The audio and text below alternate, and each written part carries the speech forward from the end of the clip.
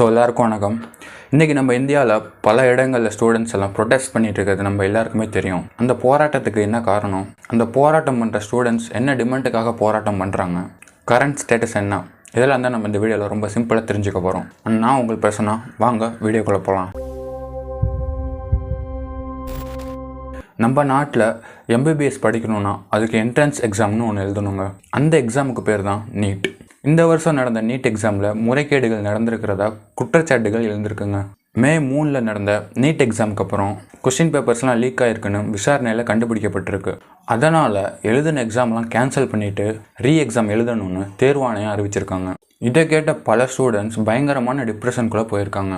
எக்ஸாம்னா question டஃப்பாக இருக்குமே, exam டஃப்பாக இருந்தால் மார்க்ஸ் ரெடியூஸ் ஆகுமே, ஒருவேளை பாஸ் ஆக முடியலனா வீட்டில் என்ன நினைப்பாங்க, இந்த மாதிரி ஓவர் திங்கிங் பண்ணி பல வருஷமாக நீட்டுக்கு எஃபோர்ட் போட்டு கஷ்டப்பட்டு ஃபீஸ் கட்டி படித்த ஸ்டூடெண்ட்ஸோட மைண்ட்ஸ்லலாம் பயம் ஏற்பட்டிருக்கு. அந்த மன அழுத்தத்தினாலேயே இந்தியாவில் இன்றைக்கி 14க்கும் மேலே ஸ்டூடெண்ட்ஸ் சூசைட் பண்ணியிருக்காங்கன்னு இன்றைக்கி மீடியா ரிப்போர்ட்ஸில் வெளிவந்திருக்கு. இந்த பிரச்சனையால் தான் எல்லா ஸ்டூடெண்ட்ஸும் ப்ரொடெஸ்ட் பண்ண ஆரம்பிச்சிருக்காங்க. அந்த போராட்டத்தோட ஆரம்பத்தில் பெற்றோர்கள் சில மாணவர்கள் அமைப்பெல்லாம் சப்போர்ட் பண்ணியிருக்காங்க. அதுக்கப்புறம் காக்ரோச் ஜனதா பார்ட்டி இந்த ப்ரொடெஸ்ட்டில் பெரிய அளவு கை கோர்த்து ப்ரொடெஸ்ட் நடத்த ஆரம்பிச்சிருக்காங்க. எகெயின் ஜூனில் நடந்த எக்ஸாம்லேயும் ஸ்டூடெண்ட்ஸ் எதிர்பார்த்த மார்க்ஸ் வராதனால ஸ்டூடெண்ட்ஸோட அக்ரெசிவ் இன்னமும் அதிகமாக இருக்குது. போராட்டம் இந்தியா ஃபுல்லாக பெருசானதுக்கப்புறம் காங்கிரஸ் உள்பட பல எதிர்கட்சிகளும் ஸ்டூடெண்ட்ஸுக்கு வெளிப்படையான சப்போர்ட்ஸை கொடுக்க ஆரம்பிச்சிருக்காங்க. அந்த ப்ரொடெஸ்ட்டில் ஸ்டூடெண்ட்ஸோட முக்கியமான டிமாண்ட் என்னென்னா, தேர்வு ஆணையத்தில் யார் கொஸ்டின் பேப்பரை லீக் பண்ணாங்களோ அவங்களுக்கு கடுமையான தண்டனை கொடுக்கணும், பேப்பர் லீக் ஆன பிரச்சனையை பொறுப்பேற்றுக்கிட்டு இந்திய கல்வி அமைச்சராக இருக்க தர்மேந்திர பிரதான் ரிசைன் பண்ணணும், சூசைட் பண்ண ஸ்டூடெண்ட்டோட ஃபேமிலிக்கு இழப்பீடு கொடுக்கணும், கொஸ்டின் பேப்பர்ஸ் இனிமேல் லீக்கே ஆகக்கூடாதுன்னு கவர்மெண்ட் கேரண்டி கொடுக்கணும், தேசிய தேர்வு முகாமில் சீர்திருத்தம் கொண்டு வரணும், இல்லைனா முழுமையாக கலைக்கணும்னு டிமாண்டுகள் வச்சுருக்காங்க. இதில் நம்ம இந்தியா கவர்மெண்ட் சில கோரிக்கையை நிறைவேற்றினாங்க, சில கோரிக்கையை நிறைவேற்றலை. குறிப்பாக சொல்லணும்னா கொஸ்டின் பேப்பர் லீக்கில் சம்மந்தப்பட்டவங்க எல்லாத்தையும் அரெஸ்ட் பண்ணியிருக்காங்க. இனி வரும் எக்ஸாம்ஸில் பாதுகாப்பு அதிகரிக்க முடிவு பண்ணியிருக்காங்க.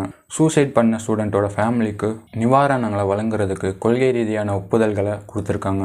இதில் நிராகரிக்கப்பட்ட ஸ்டூடெண்ட்ஸோட கோரிக்கை என்னென்னா, தேசிய தேர்வு முகாமை முழுமையாக கலைக்கணுங்கிற கோரிக்கையை ஏற்றுக்கல. இதனாலே போராட்டம்லாம் ரொம்ப தீவிரம் அடைய ஆரம்பிச்சிருக்கு. ஸோ அதை கண்ட்ரோல் பண்ணிட்டு இருந்த போலீஸ் ஆஃபீஸருக்கும் ப்ரொடெஸ்ட் பண்ணவங்களுக்கும் நடுவில் கலவரம் ஏற்பட்டிருக்கு. கலவரத்தில் போலீஸுக்கும் ஸ்டூடெண்ட்ஸுக்கும் கடுமையான மோதல்கள் நடந்திருக்கு. இந்த கலவரத்தினால சில ஸ்டூடெண்ட்ஸ் மேலே எஃப்ஐஆரையும் ஃபைல் பண்ணியிருக்காங்க. ஸோ ஃபைனலாக இப்போ என்ன ஸ்டேட்டஸ்னால், இதுக்காக நம்ம கவர்மெண்ட் என்ன ஆக்ஷன் எடுத்திருக்காங்கன்னா, ப்ரொடெஸ்ட் பண்ணவங்களோட பேச்சுவார்த்தை நடத்திருக்காங்க. அந்த பேச்சுவார்த்தையில் ஸ்டூடெண்ட்ஸ் என்ன டிமாண்ட் வச்சுருக்காங்கன்னா, கல்வி அமைச்சர் பதவி விலகணுங்கிறதுல தீவிரமாக இருக்காங்க. சூசைட் பண்ணி இறந்து போன ஸ்டூடெண்ட்ஸ் ஃபேமிலிக்கு தலா 1 கோடி தரணும்னு கோரிக்கை வச்சுருக்காங்க. ப்ரொடெஸ்ட்டில் சில ஸ்டூடெண்ட்ஸ் மேலே போட்ட எஃப்ஐஆர் கேஸை கேன்சல் பண்ணணும்னு கேட்டிருக்காங்க. ப்ரொடெஸ்ட் அப்போது ஸ்டூடெண்ட்ஸ் மேலே லத்தி சார்ஜும் கண்ணீர் புகையும் போட்டதுனால சாரி கேட்க சொல்லி கோரிக்கை வச்சுருக்காங்க. ஸோ அதுக்கு கவர்மெண்ட் சைட்லேருந்து என்ன சொல்லியிருக்காங்கன்னா, ஃபாஸ்ட் ட்ராக் கோர்ட்டுன்னு புது சட்டத்தை ஒன்று கொண்டு வந்திருக்காங்க. அது எதுக்குன்னா, குற்றம் செஞ்சவங்களுக்கு உடனே தண்டனை கிடைக்கிறதுக்காக. அப்புறம் அமைதியாக ப்ரொடெஸ்ட் பண்ணவங்க மேலே அரசு தேவையில்லாத நடவடிக்கைகள் எடுக்காதுன்னு சொல்லியிருக்காங்க. நிவாரண நிதிக்கும் அரசு சாதகமாக பரிசீலிக்கணும்னு சொல்லியிருக்காங்க. அண்ட் தேசிய தேர்வு முகாம் நடத்துகிற எந்த தேர்வுலையும் தவறு நடக்காமல் இருக்க ஒட்டுமொத்த தேர்வு முறையையும் சீர்திருத்த முடிவு பண்ணியிருக்காங்க.